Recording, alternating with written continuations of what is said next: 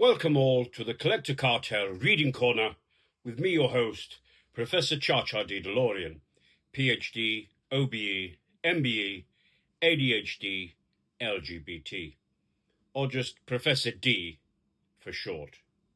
Yeah, baby, that's me. You know what I'm talking about, Shammo. Now, picture it. Nick Kershaw has yet to top the UK charts. Madness is singing about baggy trousers and being hit over the head with plastic cups, even though dungarees are actually back in fashion. And many of you young whippersnappers haven't even been born. For comics, it's a good year for female empowerment, though, as Dazzler makes her marvellous mutant debut in X-Men 133. Calypso, Craven Hunter's bit on the side, is introduced in Spider-Man 209.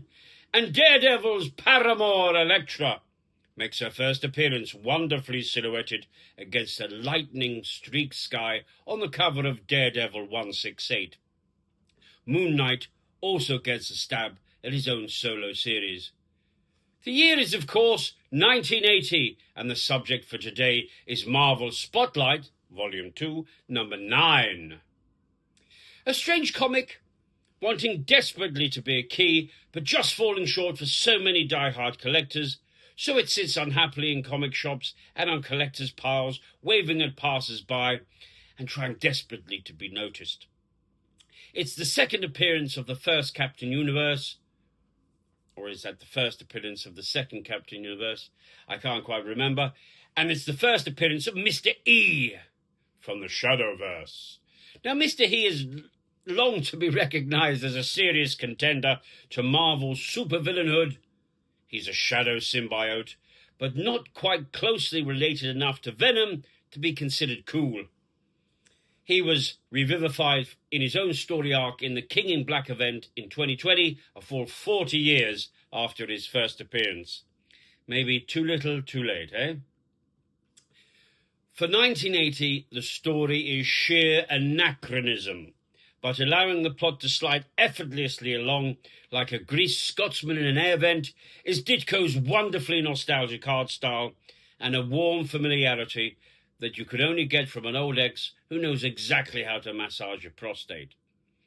Smacking heavily of 1950s pulp sci-fi, Cold War paranoia, McCarthyist-era drama, and cut straight from the mould of films such as Invasion of the Body Snatchers, Invaders from Mars. If you haven't seen either of those, go and watch them now. Go now, I'll wait. It's wonderfully retro, with spectacularly corny dialogue. I love it. Let's take a look. Why shall we not? Marvel Comics Group, Marvel Spotlight, number 9, on Captain Universe. Verse. God, 15p, 15p for a comic. I don't know the bone, did I? In tonight's episode, When Shadows Fall, the mystery of Mr. E. Mr. E. That's right, Mr. E. The letter E. Once again, E. A gathering darkness threatens to eclipse all life on Earth, and only Captain Universe can save it. Our story begins in a Florida backyard where a father is speaking to his son, as fathers oft do. I never felt so alive in all my life as I did when I possessed the power of Captain Universe and used it to save the world, Steve. Gee, Dad, you were terrific. I wish I could know what it feels like to have all that power. For Ray Coffin, life has settled into a routine since his early days as an astronaut and his brief interlude as a superhero. See Micronauts 8 for the full story. It was an exciting time, son. A day I'll always remember. But all I ask for the rest of my life is to be able to watch you grow in a kind of man I could be proud of. Oh, I won't let you down, Dad. I know I've got to get good grades if I'm to qualify for astronaut training and make it into space someday like you. Still, it would be something to be a superhero for a day. Imagine what the guys at Daytona High would think. Behind Steve, the elder Coffin is suddenly surrounded by a field of fluctuating force. Steve does not guess that all is not well with his father until he is alerted by the frantic barking of his dog. Oh, oh! What is it, Muffin? What's wrong, girl? I was too old, son. Too tired. Heart couldn't stand the strain. Can't go on explaining symptoms much longer. Dad! Dad, don't try to talk. Rest. I'm gonna get you to the hospital. With a speed born of desperation, young Steve Coffin drags his stricken father to the family's pickup truck and breaks every speed law on the books as he races to Kennedy Hospital, located at Cape Canaveral. Hours later, after Ray Coffin has been given the best medical attention available, the anxious Steve is at last allowed to see and visit with his father. I don't get it. 1 minute Dad was fine, and then wham! Heart attack. Steve, son. I'm here, Dad. Unipower tried to contact me again. Too much for my old ticker. But it wouldn't have tried unless something's wrong. Something's threatening the Earth. You mean you would have become Captain Universe again? Wow. Visiting hours are over. Gee, nurse, can I stay up? Visiting hours are over.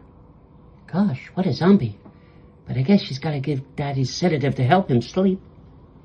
I have to wait till tomorrow to ask him if he knows why the Unipower contacted him again. Or maybe Dad was delirious from his heart attack, imagining it. Hey, don't push. I'm going. Hey, I'm walking here. Huh. Say, nurse, how come all the lights are going out in this wing of the hospital? Visiting hours are over. I know, but it doesn't explain. Getting no response from the nurse, the bewildered Steve Coffin glances out of a corridor window in time to see the lights go out all over Cape Canaveral. Wow, it's a blackout. Maybe NASA is running some kind of test. NASA, National Aeronautics and Space Administration. Excuse me, Doc. But can you tell me what's...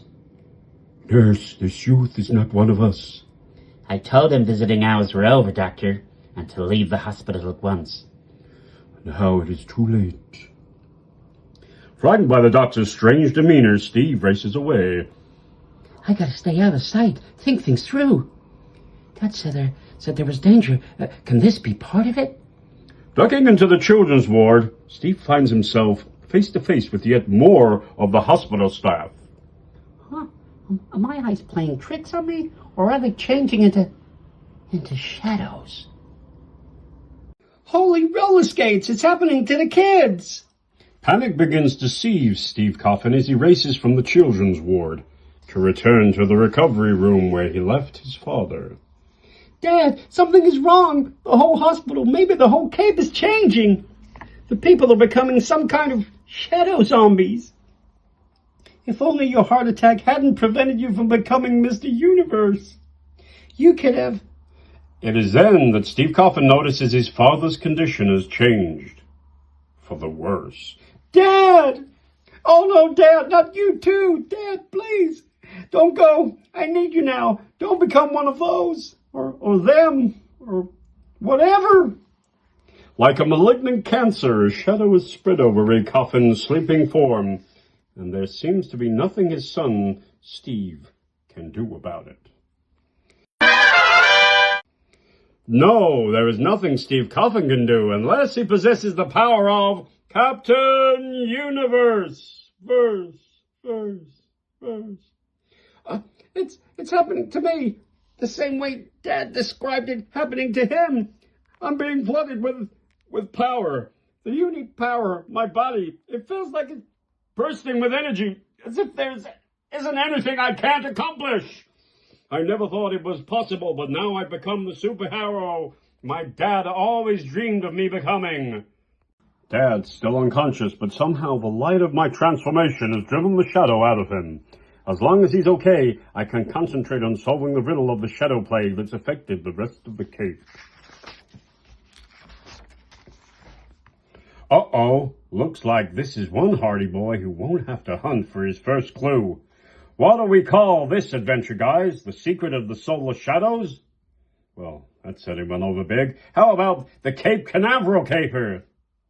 Prepare the injection. This one must be made to swell the ranks of the Shadow Force. So that's how you transform the hospital patients and staff.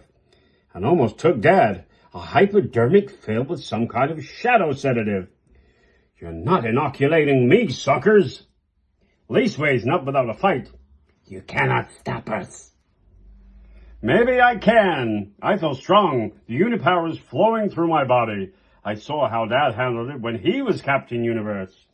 I wonder what it'll do for me. Looks like I'm gonna get a chance to find out. Take him, Shadow Slaves. Uh-oh. What would Bruce Lee have done in a case like this? I wish I had some nunchucks. Oh, hey! No sooner did I say nunchucks, and that's what this intravenous support rod turned into. Now I have a weapon to use against these boogeymen. Get back, you creeps! Try to hurt my dad, will ya? Well, you won't get away with it. Not when Captain Universe is here. Who will receive the Unipower next? Who will be the next Captain Universe? Verse. It could be you. Now don't you dare miss Spotlight 10. Well now, check out the rest of the story for yourselves, why don't you not? Is it a comic worth owning? I say a resounding yes. Even though Mr. E is only Venom's twice-removed cousin's flatmate, who once was a stand-in on a bowling team that Eddie Brock used to sponsor, he is still a symbiote from the Shadowverse and still a relevant player within the Null King in Black story arc. Although the tagline for Captain Universe was, "It could be you," with the comic clearly breaking the fourth wall to give lonely comic reading nerds hope that they might one day wield the Unipower and become Captain Universe themselves. It was later realised that most comic readers are weak both morally and in the upper body and possess no willpower. So, since then, the Unipower within comics has been bestowed from everyone from the Hulk to Wolverine, the clone Wolverine X-23. I mean, come on, we've all done it, haven't we? We've all wielded the Unipower at some point. Well, if you see it for less than a $5, snatch it. But lovely copies, and you will be spending more than a $10, though. Well, that's it from me, folks. Tune in next time for some more comic reading shenanigans and find out how my urinary tract infection is coming along. Ooh, madam. Captain Universe! Captain Universe! Captain Universe! Captain Universe! Captain Universe!